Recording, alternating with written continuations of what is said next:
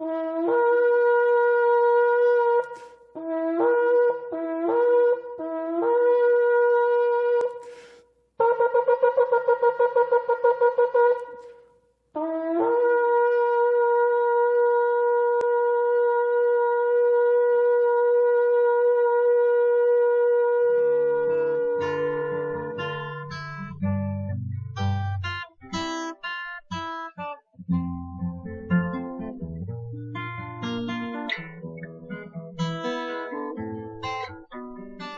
like to continue a bit on the message of last week, which was about Joseph's faith.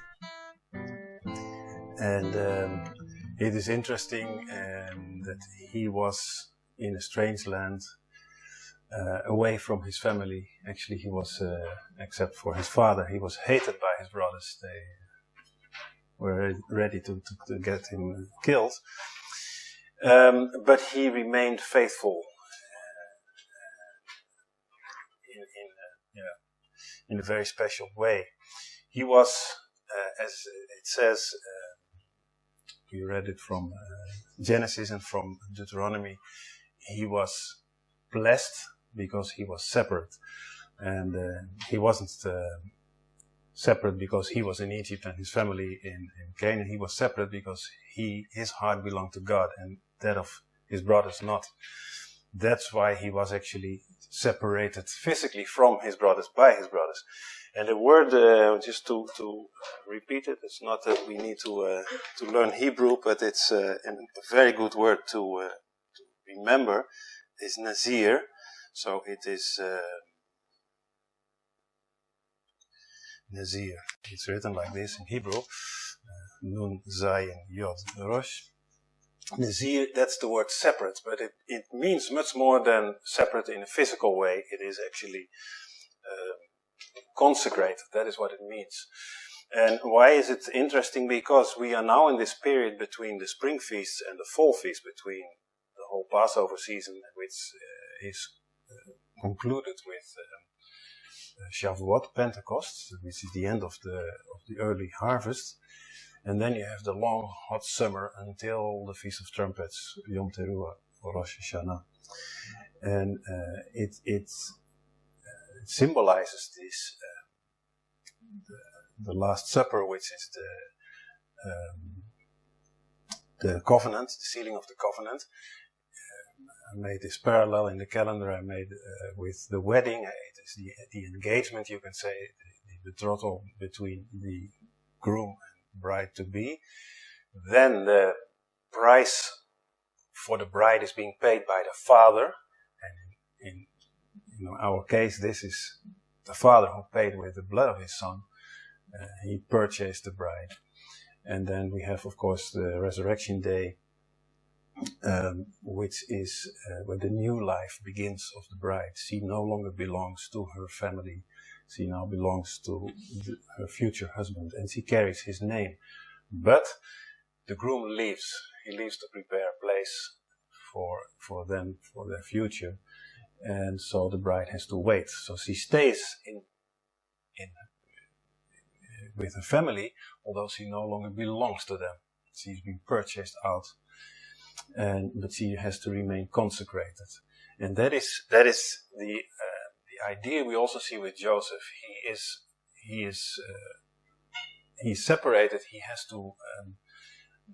He is in a place where he doesn't belong. Actually, in Egypt, with all their idols and the whole cult of the afterlife and all these things, and he is at the very top, but he is completely separated from it. He belongs to his God, and he's very well respected for it, by the way, even by Pharaoh, who says he has the Spirit of God, and the people around him, they call him the friend of God. That is how he's known. And so should we be, as consecrated bride, waiting for the groom to call us home. That is how we should be. We are in a world that we don't belong to, and people should recognize us as being friends of God.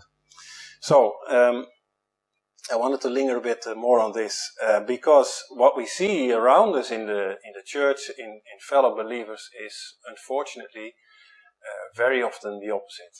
They are not consecrated. They are not anticipating and waiting for the groom to call them home. They are complacent. They are okay where they are.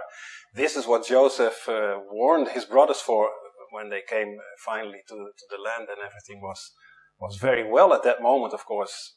Again, Joseph had the highest position, and so they were very well taken care of. But he warned them, never feel at home here. You don't belong here. There will come a day when God will lead you out of this place. And then, by the way, he said, you take my bones with you, because I don't belong here either. Dead or alive. This is not my place either.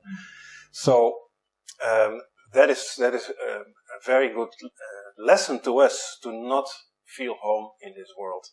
And sometimes we tend to do so, especially in the Western world, where things still go relatively well.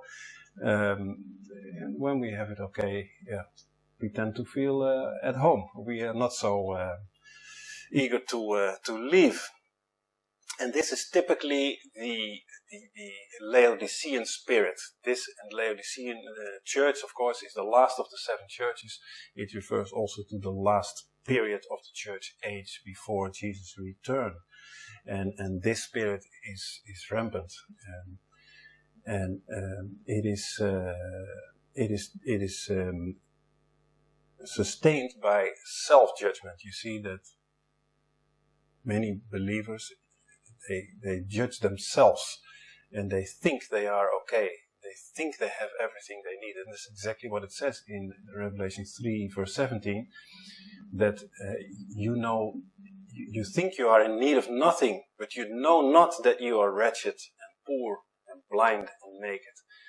And that is the self-deception, not even knowing the great need and thinking that they are in need of nothing.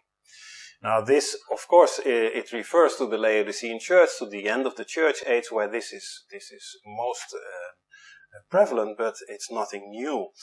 And I want to go to Hosea, and we see that this is a pattern throughout God's people. You see it in Israel of the Old Testament all the time. It's as they say, roaring its ugly head. It's all the time it's there, and God is warning and through the prophets. And this is just one example, Hosea 10 verses 1 and 2. And it's an interesting example because it uses the vine as an image. And I'm working on another message which regards the vine and the olive tree and the fig tree. We know, of course, the vine from John 15, where Jesus says, I am the vine and you are the branches. And the vine is a spiritual Israel, you can say. This is the church, the vine, and we are the branches. So what does the prophet say here? Israel is an empty vine. He bringeth forth fruit unto himself. According to the multitude of his fruit hath he increased the altars. According to the goodness of his land they have made goodly images. Their heart is divided. Now shall they be found faulty. He shall break down their altars. He shall spoil their images. So an interesting image here. And in verse 2 it says the heart is divided. This ties back to the Laodicean spirit. Neither hot nor cold. It's divided. It can go two directions. It doesn't belong anywhere. And what you see here is they have this true form of religion. They bring forth fruit. But then it says, unto themselves. And they according to the multitude of its fruit, they have increased the altars. So they have the religion. But then God says, I will break down their altars and spoil their images. There is no substance. There is religion, but there's no substance. And that is typically this complacent Laodicean spirit, thinking to be in need of nothing, but actually lacking everything. They bring forth fruit unto themselves. This is another very strong characteristic, this self-serving, this self-love. Of course, Paul wrote to Timothy that people would be like that in the latter days, lovers of self. And that is what it is, bringing forth fruit unto yourself. They carry the name Christian. The Laodicean church is a Christian church. They have the name, but they do not serve Christ. They use his name, but they don't serve him. They serve themselves. Their fruit is produced unto themselves. And we find this also in Isaiah, and I think I'm going a bit through the prophets today, but the reason is because, again, we see this all the time in Israel, and God is warning all the time through the prophets, and it's a good lesson for us. In Isaiah chapter 4, verse 1, this is a verse that we also looked at when we were studying Revelation chapter 2 and 3, because it speaks here about 7 women, and these are actually the 7 churches that we also find in Revelation. And it speaks about the latter days. It says, "In that day 7 women shall take hold of one man, saying, we will eat our own bread and wear our own apparel. Only let us be called by thy name, to take away our reproach." So you see the same thing. They all take hold of one man. All the churches, the 7 churches, they are quote-unquote Christian churches. They all take hold of him. But what did they say? We will eat our own bread. Not the living bread that he provides. We will eat our own bread. And we will wear our own apparel. We decide what we look like, what our outward identity is. Only let us be called by thy name. They want to have the name, but they don't have the substance. They don't produce fruit for the kingdom. They produce fruit for themselves. They think they need nothing. We can take care of ourselves, of our own bread, of our own apparel. We are in need of nothing. This is what it says in Revelation 3 as well. You think you're in need of nothing, but you know not that you are wretched. Serving of self is subtle, but it is a form of idolatry. And it is very subtle and it is very deceptive, because they are called Christians. They are having a religion. They are having a church. They are doing all the things, and it looks from a distance, and it looks very okay. But actually, it is not at all. And as God says, I will break down the altars. There is another way where Scripture describes it, which I found very interesting, which we find in Jeremiah. Yet another prophet. In Jeremiah chapter 48, we find the same warning, and as we've seen often in Scripture that God uses agricultural imagery, because certainly in those days people were very connected with nature, with agriculture, with all these things. So they could easily understand these pictures, or with the shepherd and the sheep. These were things people were seeing all the time around them. It was very easy to recognize. And on top of that, agricultural cycle, it returns every year. So you get this repetition. And that's why all the feasts are also based on agricultural events, on harvesting and things like that. So here in Jeremiah 48, verse 11, it says, he speaks here about Moab, not about Israel, but it again is the same thing here. Moab had been at ease from his youth, and he had settled on his lease, and had not been emptied from vessel to vessel, neither hath he gone into captivity. Therefore his taste remaineth in him, and his scent is not changed. Now, you have to read this a few times to get what it says, and maybe even then you don't get it. But there is an expression here, he is settled on his lease, which I will explain in a minute. We find the same in Zephaniah, one of the minor prophets, Zephaniah chapter 1, verse 12. I want to have these two verses next to each other, because Jeremiah speaks about Moab, Zephaniah speaks again about Israel, or Jerusalem even specifically. Zephaniah chapter 1 verse 12. And it shall come to pass at that time that I will search Jerusalem with candles, and I will punish the men that are settled on their lease, that say in their heart, the Lord will not do good, neither will he do evil. So here we see the same phrase, they have settled on their lease. And what do they say? The Lord will not do good, he will not do evil. They don't actually expect anything from God. Not blessings, but also not judgment. Actually, they are saying, we don't need God, we take care of ourselves. He doesn't bother us, we don't bother him. Everything will be fine. Again, this is this Laodicean spirit. And it's what we see in many churches.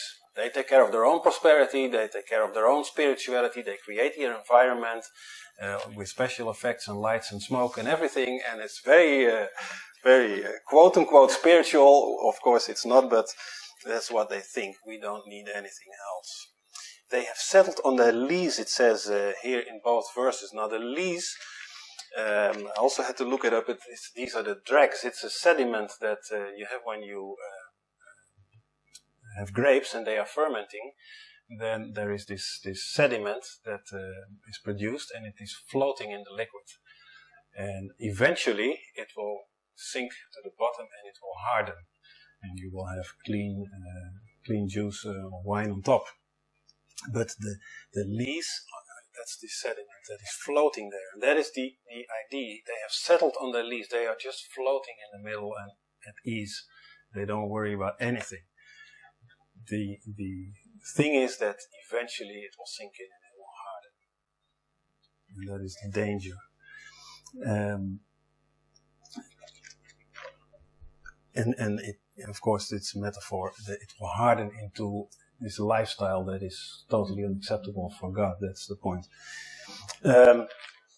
Ease is a very dangerous thing. If we feel spiritually that we can sit back and that everything is fine, we are in great danger. And this is actually where Satan is waiting for these opportunities. Spiritual idleness, they create indifference. They create this hardening, this desensitizing to sin. Sin becomes gradually more and more okay, and in the end even undiscernible by the person. The person becomes blind to his own situation. And this comes out here by saying God will not do good or bad. Well, that's what an atheist says. There's no difference. God does not exist. He doesn't do anything. Which basically means faith has died. God is no longer ruling. He's no longer judging. There is no reward for obedience. There is no judgment for sin. Then you really are in a very dangerous zone. Settling on the lease, that's something we have to prevent at all times. Stay a bit in this agricultural mode. I want to go to Amos. And you see how often God, and these are just a few examples, how often God speaks through the prophets to warn his people of their situation, to wake up, to become spiritually active and obedient. Amos chapter 8, verses 1 through 3. Thus had the Lord God shewed unto me, and behold, a basket of summer fruit. And he said, Amos, what seest thou? I think I've said this before, I don't know what's about this verse, but there are, if you do a search on the phrase, what seest thou, you will find many instances. There's many times where God shows the prophet something physically, and he says, what seest thou?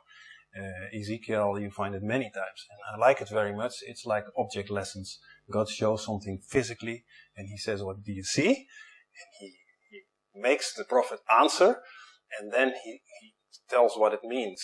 And so you have this image now, and this image is attached to a meaning. And it's something if you work with children in kindergarten or whatever, this is what you use a lot, object lessons. You use pictures because it's easier to learn and remember things. So here we have a basket of summer fruit, and Amos answers in verse 2, a basket of summer fruit. That's what he sees.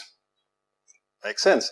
Now comes the reply of God, and then said the Lord unto me, the end is come upon my people of Israel.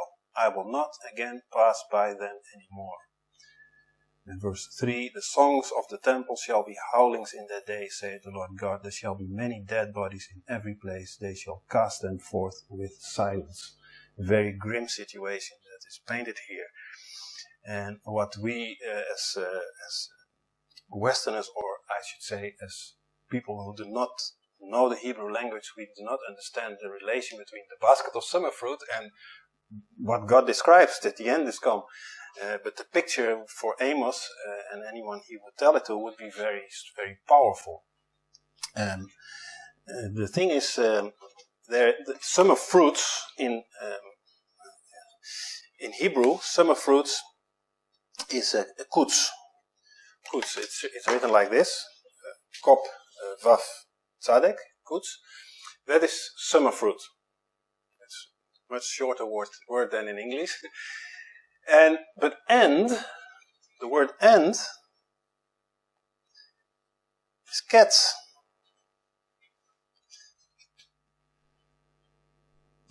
So we see, God says, what do you see? God says, what do you see? He says, kutz. And God says, ketz is upon you, the end is upon you. And then you see the relationship. These words are almost identical, only the vav is missing, which is interesting by itself as it points to the sacrifice of Jesus. But that is there's a wordplay there in Hebrew. Kutz and ketz. That it's very near. Summer fruit and end. So that's why God shows Amos a basket of summer fruit. So that whenever he thinks of summer fruit, and whenever we think of summer fruit, we know the end is near. And it doesn't look very good, actually, what God describes there. We find the same in Jeremiah. In Jeremiah 8, it says also, the summer has ended and we are not saved. It is this period between Passover, the spring feasts, and the fall feast, this long, hot summer. If this whole summer passes and you're still not saved, there is the final harvest. We have, of course, the barley harvest, the first fruits, which are presented on what we know as Resurrection Day, and Jesus is the first fruits of the resurrection. And then you have this period of 50 days until Shavuot, Pentecost. And Pentecost is the end of the spring harvest, of the wheat harvest. And it's when the bread is being made of this wheat and is presented as a wave offering to the Lord. So that's Shavuot. And then there is the whole long summer. There is no harvest until Rosh Hashanah. That is the final ingathering. So if you're still not saved then, there is no other harvest after that, so to speak. So that's the picture there. So these believers that are in this, they are settling on their leaves, that are floating, that are at ease. They are not people that are specifically wicked or immoral. Usually, on the surface at least, they look very okay. They use also the right vocabulary and all this, and they have their religion. And they usually do have a saving knowledge of God as well. But at the same time, they are attached to the world. It's like the Israelites in Egypt feeling at home. And where they are not at home, they know that God has promised to lead them out. They should not feel at home. It's self-deception. And the self-deception is leaning on two pillars. One is prosperity, and the other is a shallow knowledge of God. Prosperity, you can think of the very wealthy people, of course, with the big houses and private jets and all this thing. But no, prosperity is also just what we in general in the West enjoy. We are free, we have our daily bread, and we are okay. That's being content with your life in Egypt. And there's no incentive to leave. And many believers, they are very attached to this world, and they don't want to leave.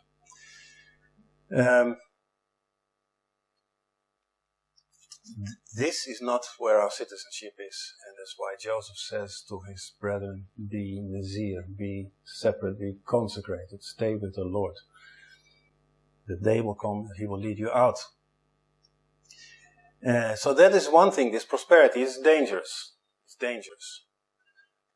It can be a great blessing, but it's also a danger there. And the other is the shallow knowledge of God. Personally, I've been accused several times of making maybe faith to a certain extent in knowledge of facts.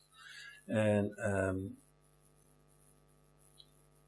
there is, of course, first of all, a spiritual component. If the heart does not belong to God, forget about everything else. But if the heart belongs to God, you want to know that God. And how do you get to know that God? Well, one of the main things is being in His Word. And His Word is from Genesis to Revelation full of facts, of examples, of pictures, images, of words with multi-layered meanings, of prophecies. So you want to consume that. And it's not a matter of knowing facts, it's not a matter of theology, it's a matter of understanding God's ways and understanding His will and His plan with your personal life, but also with mankind at large. And that's why I try to show the significance of the feasts, of which God, by the way, says they are my feasts. Many people think they are Jewish. They are not. They are God's feasts.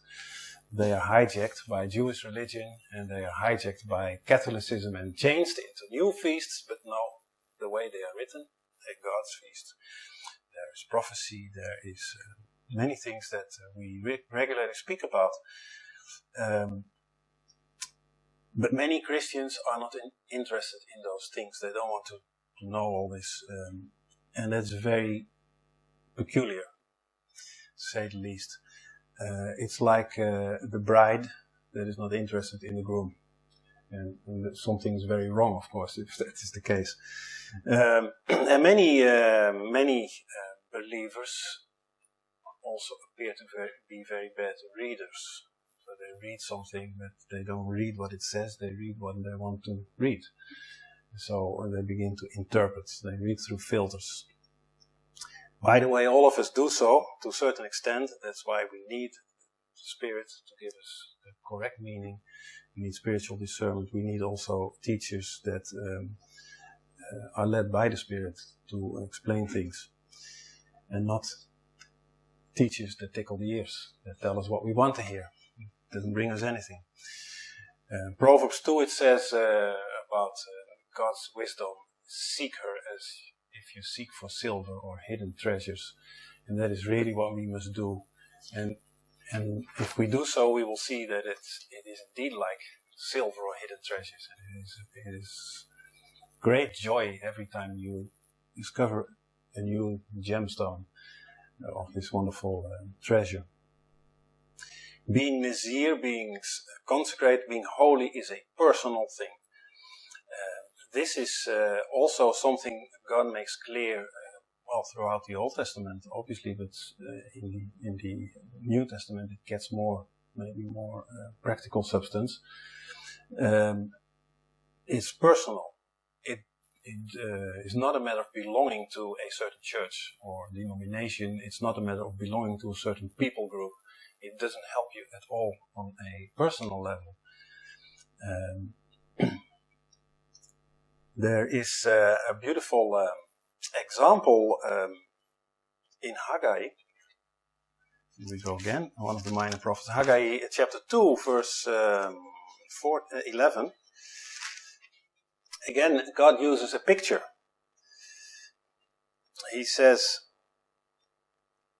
ask now the priests concerning the law. So, he uses the prophets to speak to the priests, and he refers to the law that he has given, because they live by the law, they know the law. Okay, let's use the law as a picture.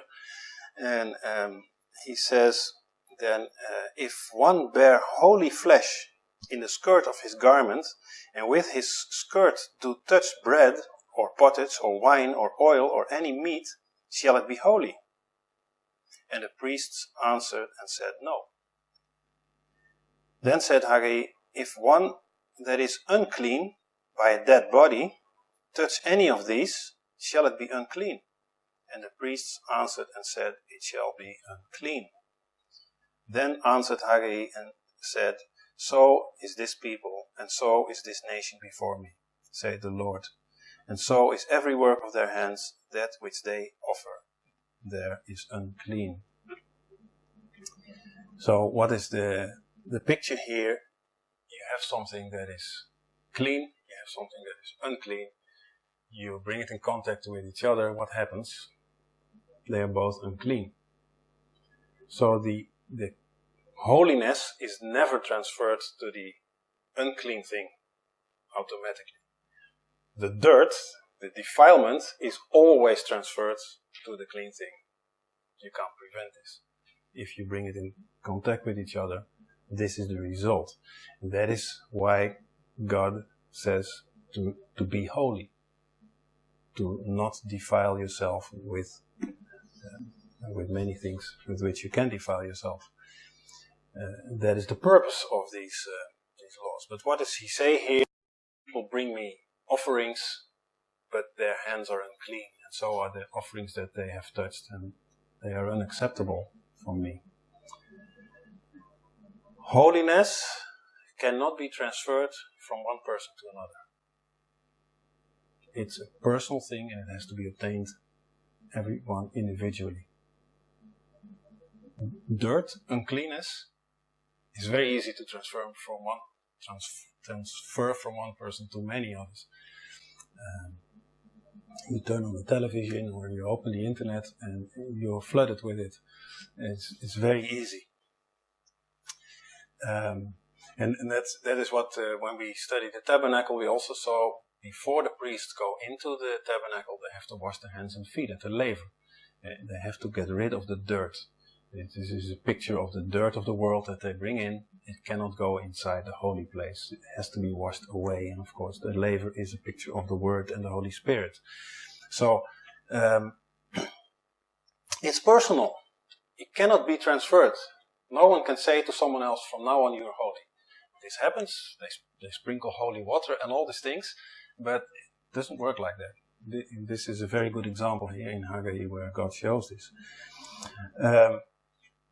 It is untouchable. It's not a matter of holy water or of even words. It's an intangible thing, this holiness, and it has to be obtained in a personal relationship with God through learning, through experience, through applying it, and thus it will develop and grow. It's like a skill. When you need it immediately, it's too late to learn it. If someone wants, to play a classical piece of music on a piano, and he's never touched a piano, and you say, here's a piano, here's the music, play, it's not going to happen. This skill, it takes time to develop, lots of time. And so it is with holiness. It's not just there when you need it. You have to develop it. And this is in a relationship with God. It can also not be borrowed from someone else. So that's why I say it doesn't make any difference whether you belong to a certain church or whether you are a Jew or whatever people group you belong to. When you stand before the throne of God, you cannot say, here's my membership card of this and this church. Yeah, you can say maybe, but it won't help you. So, opportunities, they come and they pass by, and you have to be prepared. This is the point. You have to be Nazir. You have to be holy beforehand. And we spoke about it before. You have to be ready. You can't get ready when the moment is there, then it's too late. And of course, the parable of the virgins is very clear in that. They all thought they were ready. When they came, they all had oil. They look the same, they all belong to the same party, then the same you would think.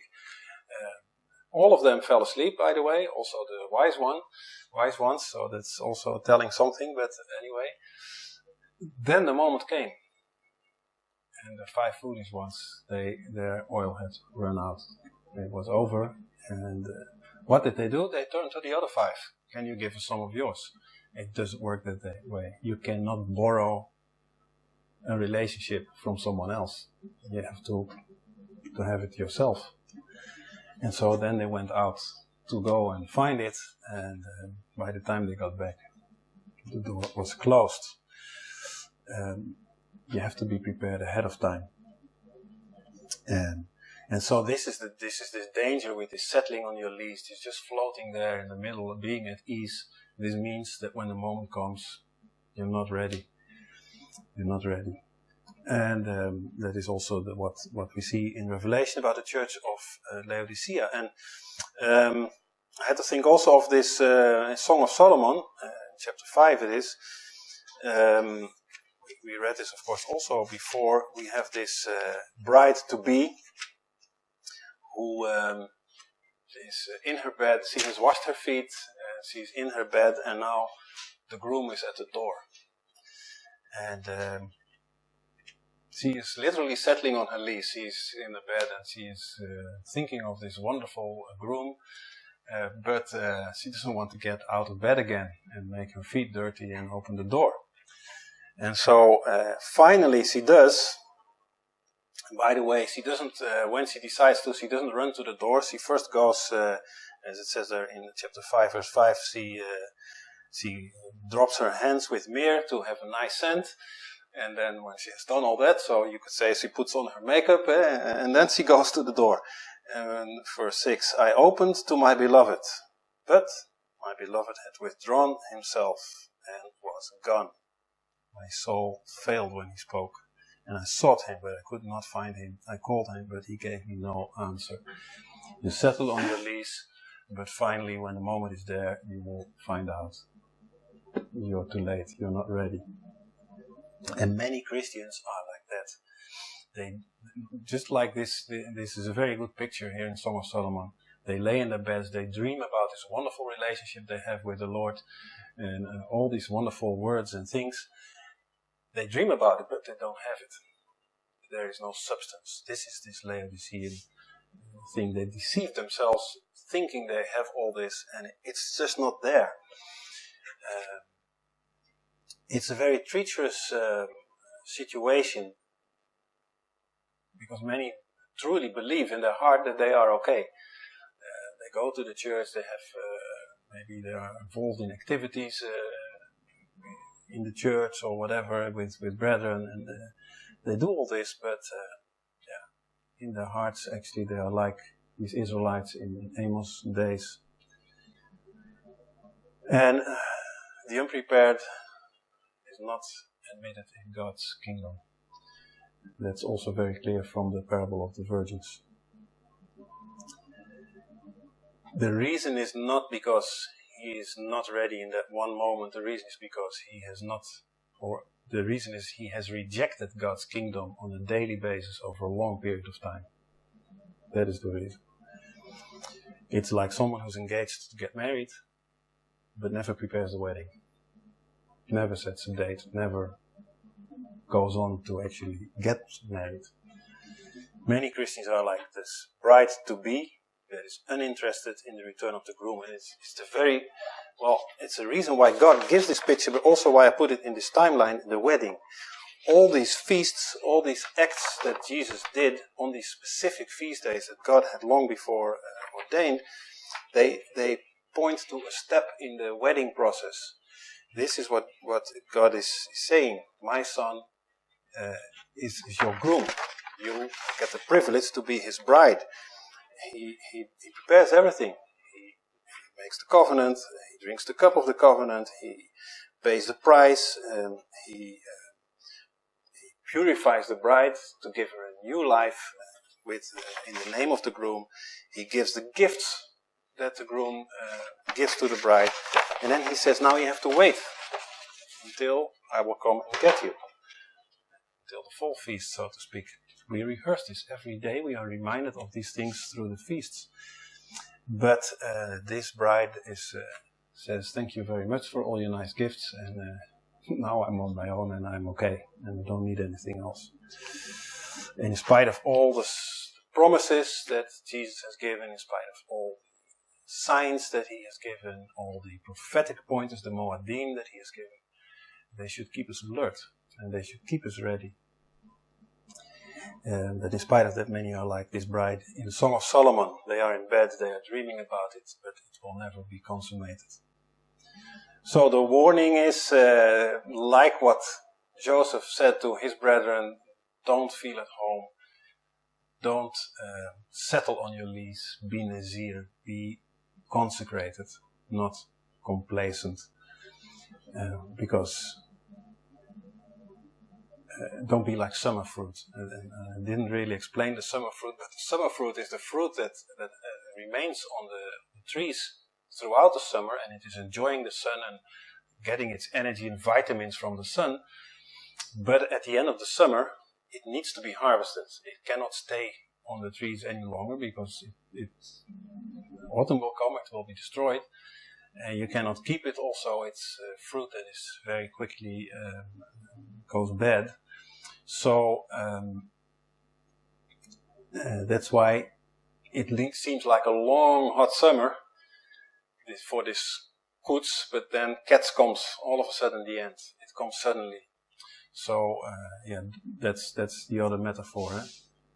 Not setting on your leaves, not be like summer fruit, thinking that the summer will never end, because it will suddenly end, actually. Be Nazir, be consecrated, that is what we must do.